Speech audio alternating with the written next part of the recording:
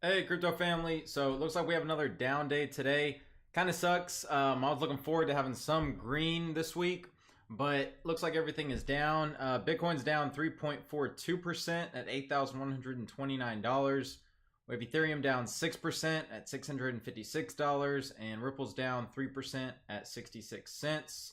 Bitcoin Cash is down 7% at $1,150. And then EOS is down 6.73% at $12.57. Again, everything is mostly in the red. A couple coins have actually declined more than others, and I'm actually going to go over that in a second. But first, let's go ahead and look at the Bitcoin chart. So I drew a lot of support and resistance lines here.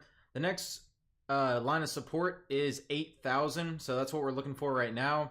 You can see here, so far it's gone to a low of 8,050. So if it goes any lower, below 8,000, then we are looking at possible support at that $7,800 level. If it does fall through there, then the next big line of support that we need to keep is $7,600. You see, that's where it bounced off right here before, after this huge bull run that we had. And if it falls through there, there's really no support until we get down to the 6,000s. So again, watch this 7,600 support. If this falls, then I believe we're going to see a lot lower prices. So keep that in mind. The RSI is really oversold right now, so hopefully we see a bounce soon. But if not, just expect these lower levels to happen and, trade accordingly and set your stops. Now, one of the coins I actually want to talk about today is Verge. So you can see Verge is down over 12% to 4.7 cents. And the reason for that is because they had another 51% attack. So they actually had an attack in the beginning of April, and now they've had another 51% attack. And it says, and it's on Crypto Coin News, and it says, according to data published on Bitcoin Talk by forum user OC Miner, an attacker appears to have successfully forked the Verge blockchain through a 51% attack. To accomplish this, the attacker manipulated a bug in the Verge code that allowed malicious miners to set false timestamps on blocks and then rapidly mine new ones in quick succession. So this basically means that the hackers were getting all of the blocks and all the pools and the miners weren't getting anything. So you can see here what the hackers did is the difficulty on a lot of these scripts. So, it has a high difficulty here, but the miners were able to gain control of 2 of the mining algorithms and lower the difficulty to 0.0015. So, not even a fraction of what the other ones were, basically nothing. So since they were able to gain control of 2 of the mining algorithms, they were able to hack the system and mine at virtually no difficulty and use false timestamps to trick the network into accepting them into the main chain. So basically, they were able to mine about 35 million XVG, which is worth over $1.75 million at the current exchange rate in just a few hours. So they stopped the attack right now, but it doesn't appear there to be anything that would prevent an attacker from doing it again in the future.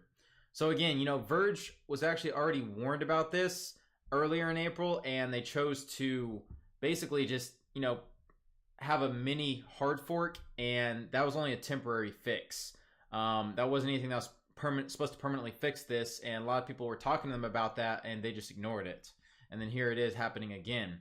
And the funniest thing here is just their Twitter. It says, this is all they wrote. It appears some mining pools are under DDoS attack, and we are experiencing a delay in our blocks. We are working to resolve this. So it's not even a DDoS attack. This is straight up a hacker that is, attacking their algorithms and getting this free XVG. And they're trying to blame it on something else. And since then, they haven't tweeted anything else out.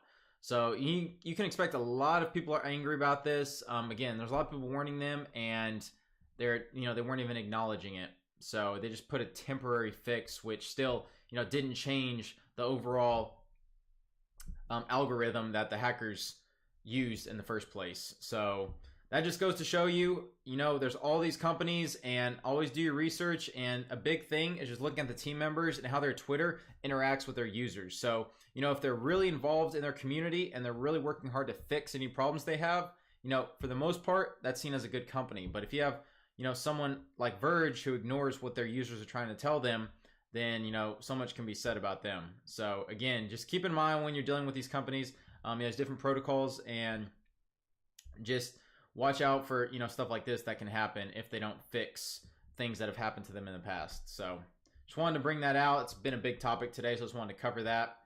Last but not least, John McAfee. So I talked about him a couple videos ago, and he's actually come out with another prediction. It's actually a short-term prediction. It was published 3 hours ago, and it says, I seldom make short-term predictions because they're frequently meaningless and they encourage short-term investors, which in turn encourages mediocrity.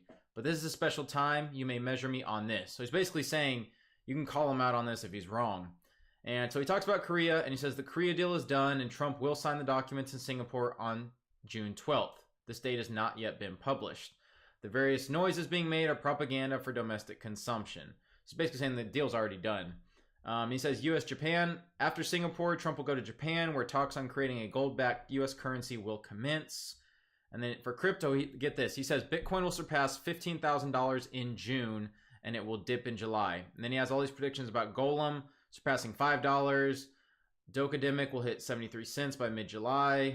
And basically all these other coins. Bezop will hit 52 cents by mid-July. Bitcoin Private will surpass $200 by the end of July. And EOS will hit $32 by the end of July. So this is some pretty bold predictions. I know it's hard to see Bitcoin at 15,000 in June. It is possible, but again, take all this stuff with a grain of salt. Never take this stuff at face value. If it happens, good. If it doesn't, then we know, it's just, again, propaganda trying to, spread any information you can in Twitter. So keep that in mind. For everyone's sake, I hope it's true. But again, you can never trust these things too much. So just keep that in mind. But I want to bring that out for anyone that does follow him or is interested in any predictions that people may have. So with that, pretty much all I had today. Again, it kind of sucks the market's down, but what can you do? Just again, if you're a long-term investor, it's not financial advice, just my opinion, but just hold right now. The long-term vision for cryptocurrency is still there. There's still a lot of adoption, still a lot of great top coins out. And again, it's just the way the market is right now that there's not that main adoption that's happened yet. So keep that in mind. But the long-term vision and, different countries are already getting involved. All of that is still there, so that hasn't disappeared. So don't let the short-term movement affect your long-term gains. So with that, if you enjoyed the video, please give it a like, comment if you have any questions, and subscribe if you are not. Till next time, thanks for watching.